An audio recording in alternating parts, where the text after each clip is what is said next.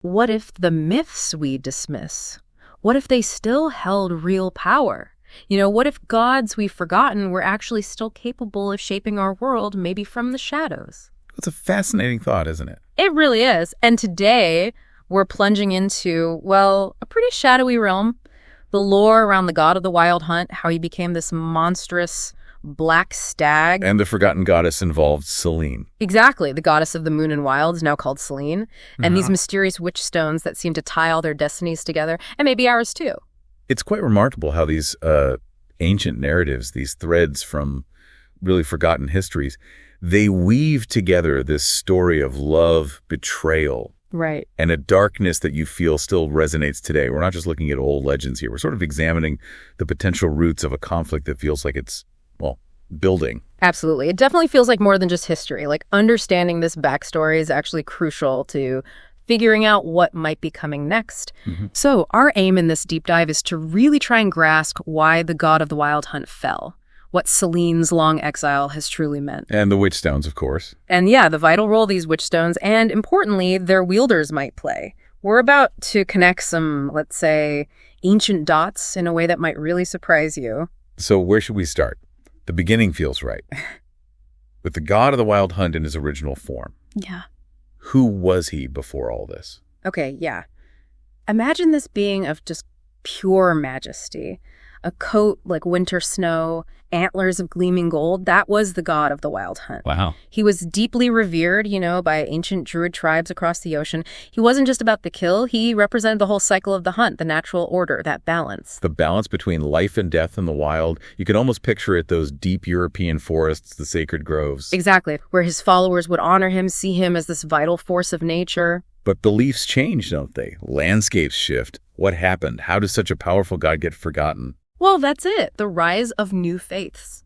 Our sources mention an Adamic god, which, just to clarify for you, seems to refer to the central figure in the newer religions gaining ground. Right, the ones that supplanted the old ways. Precisely. They essentially overshadowed the old beliefs.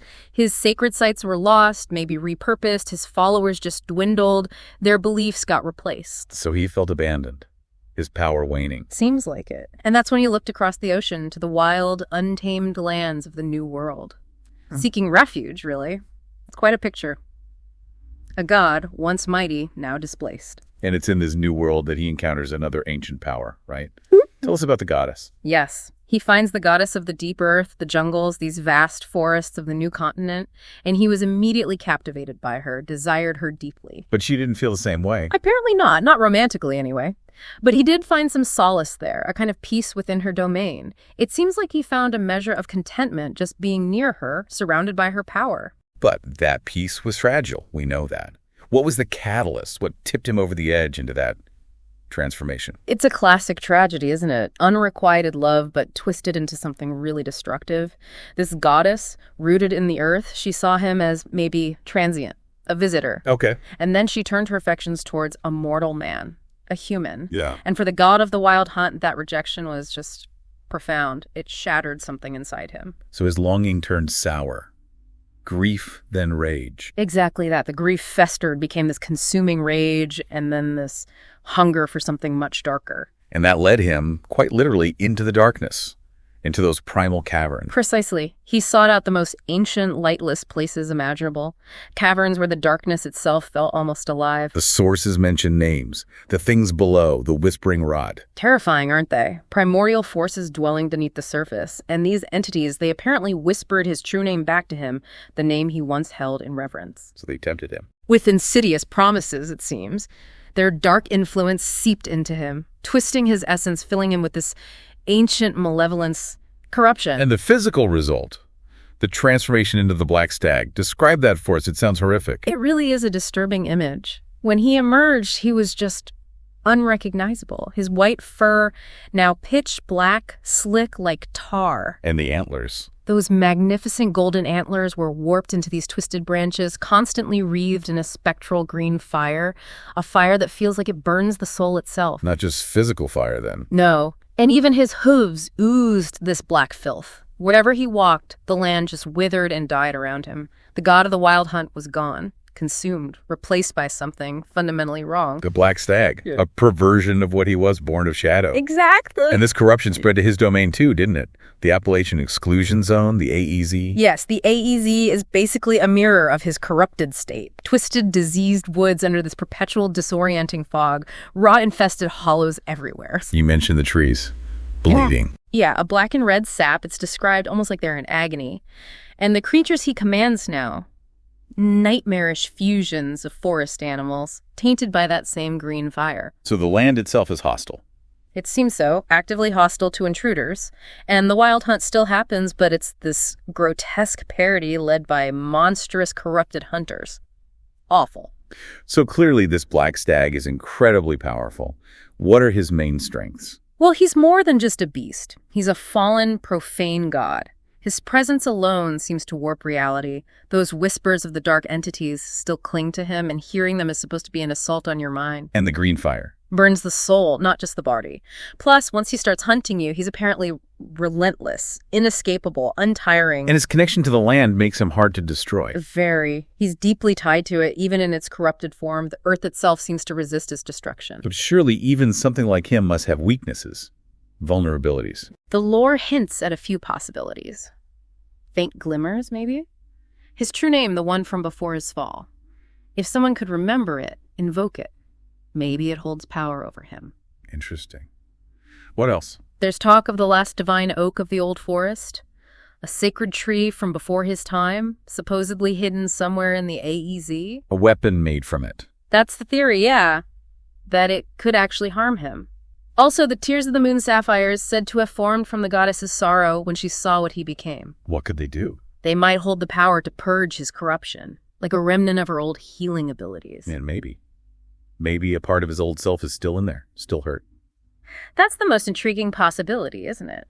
Could that original god, the one wounded by her rejection, still exist somewhere deep inside? A potential weakness born from that old pain? It really makes you think about who he was before the darkness. Definitely. The sources always describe him as this ancient god of the wild, beasts, the hunt, respected by those living in harmony with nature. A god of cycles, balance. Yeah, and it's quite poignant to think he and the goddess he loved could have represented a true balance, you know? Yeah. He governs the hunt, she fosters life, he brings the end, she brings renewal. But her choosing a mortal shattered that possibility. Completely. And that heartbreak, that immense grief, it fueled his rage and led him to do something terrible to her. The curse. Ah, yes, the curse. Tell us about that. It sounds particularly cruel. Oh, it was. Consumed by fury, drawing on these new dark powers, he ripped away her divinity, stole some of her power even, but he didn't kill her. No. He made sure she could never truly die. He condemned her to an eternal life of suffering, forced her to watch her loved ones age and die while she remained untouched by time, forever grieving, never finding peace. That's incredibly cruel. A twisted kind of revenge. Even in his hatred, he couldn't let her go completely. Exactly. It's a chilling irony. Which brings us to the Witch Stone. How does that artifact fit into this whole tragic mess? Right, the Witch Stone. Originally, it was this powerful artifact he brought from the old world, a conduit for his original divine energy.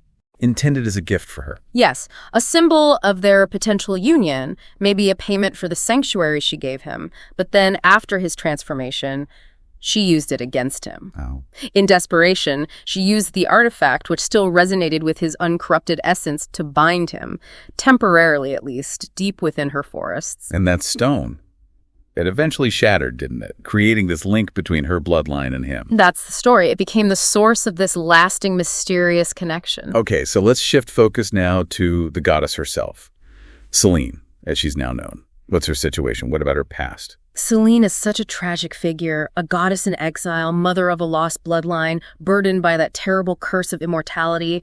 Her true name is practically forbidden now, whispered only in fear because the Black Stag is still hunting her. Relentlessly, you mean? Seems so. Yet despite all that suffering, she hasn't just faded away. For centuries, she's watched over her descendants, subtly guiding, preparing, waiting for the inevitable confrontation. And the witch stones, the shattered pieces of that artifact, they represent her defiance, Her legacy. Precisely. They're tangible reminders of that ancient conflict, of the power that still lingers. And now, with the seals around the A.E.Z. weakening, the stag's influence growing, Selene knows the time to act is getting closer. Can you paint a picture of her former glory? The goddess she was before the fall, before the curse? Oh, she was powerful, revered. The goddess of the earth, the moon, the wilderness itself. A guardian figure, really. A force of balance. Who kept the things below in check? Along with her worshippers, yes. The Native American tribes, their faith, their rituals were tied to her power. They helped bolster her ability to protect the world from that primordial darkness. But just like with the god of the wild hunt, the changing beliefs affected her too. Exactly. The displacement of her tribes, the rise of new faiths. Her worship faded. Her connection to the land, her divine strength, it all diminished. And it was in this state, perhaps more vulnerable, that she made the choice about the mortal man. Yes. A choice rooted in love, apparently a very deep, unconditional connection, unlike the stag's obsession.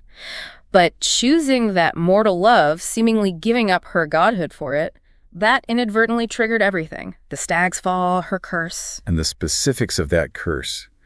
Just remind us how devastatingly personal it was. Eternal life, yes, but specifically designed to make her watch her mortal lover die and then repeat that cycle of love and loss with her descendants over and over, forever witnessing their mortality, trapped in unending grief and isolation. Calculated cruelty. Let's go back to the witch stone again. Yeah. Its journey after these events through her bloodline. Right. So the artifact, originally a gift from the stag, becomes the tool she uses to bind him. Afterward, she pours the last of her fading divinity into it, and it becomes just an ordinary-looking stone. But not for long. No. When her first daughter is born, it transforms again. It becomes this radiant emerald, the first witch stone. But interestingly, Selene couldn't touch it anymore without pain. Why? A remnant of the stag's influence. That's the speculation. A lingering trace of his corruption on what was once his gift. So she entrusted it to her daughter. And it passed down, eldest daughter to eldest daughter, for generations. Until the triplets. Yes, upon the birth of triplet granddaughters, the single stone mysteriously shattered into the 3 witch stones we know today, fragmenting the power, separating the bloodlines. And now, in our time, Selene is still out there. Watching. Yes. Walking the world, mostly unseen, a silent guardian over her scattered descendants. She doesn't interfere directly, apparently bound by ancient laws, but she's waiting for the right moment to finally face the stag. Does she still retain any powers, despite losing her divinity? She does. Immortality, obviously, though not invulnerability. She heals quickly. Her connection to the moon still lingers, giving her a boost under the full moon, letting her use weaker versions of old spells. And crucially, she knows about the seals. Yes. She has deep knowledge of the ancient seals that once contained the A.E.Z., tied to her former power and the land. And she can sense the witch stones, even though, as we said, touching them causes her pain.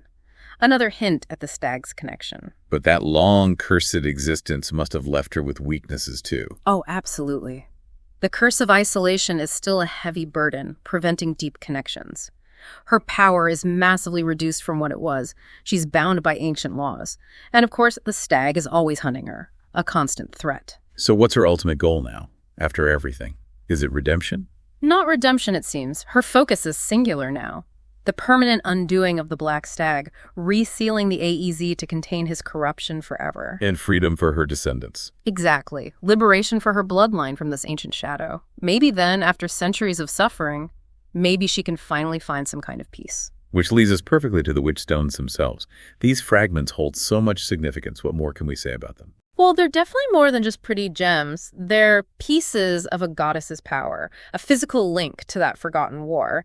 And what's really fascinating is that connection between the wielders. The psychic link? Yeah, these shared dreams, sensing danger, maybe hearing whispers across distances, all without them even knowing about each other. It's quite mysterious. Can you remind us about their appearance and how they split? They're described as these vibrant, emerald green crystals, like beryl, with the soft inner light warm to the touch. And yeah, they came from that single artifact the stag gifted Selene. It shattered when the triplet granddaughters were born, each piece bonding to one sister. Splitting the bloodlines. Right.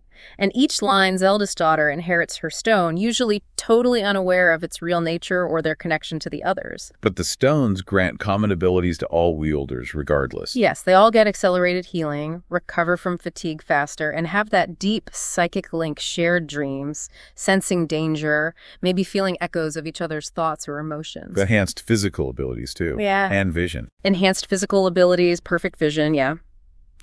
And a key moment is their 13th birthday. That's when the dormant powers awaken, usually with some kind of cryptic, often unsettling vision. And there's that intriguing idea, a fourth shard, a missing piece. That's Celine's theory. She thinks a fourth piece might exist because the triplets' mother vanished the night they were born. The speculation is she took another fragment of the stone with her. A huge unknown factor, if true. Definitely. A real wild card in whatever's coming. Okay, so each of the 3 known stones grants unique powers, too. Let's break those down. The first stone. The first stone. Known as the Seer of the Past and Keeper of Fire.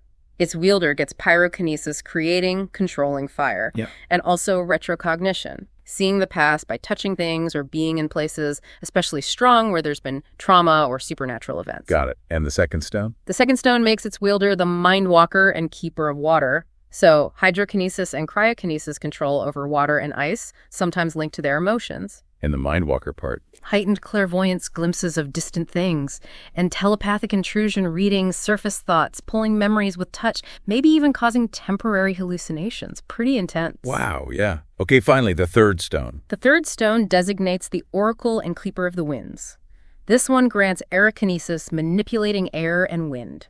Enough for self-levitation, even some small-scale weather control. And the oracle aspect. Precognition, glimpses of the future, sometimes through eye contact or vivid premonitory dreams, especially in places with strong supernatural energy. So you have these 3 individuals, scattered, unaware, wielding these incredible complementary powers, all from this one ancient artifact linked by destiny. Precisely. Their connection through the stone seems unbreakable, even if they don't know it yet.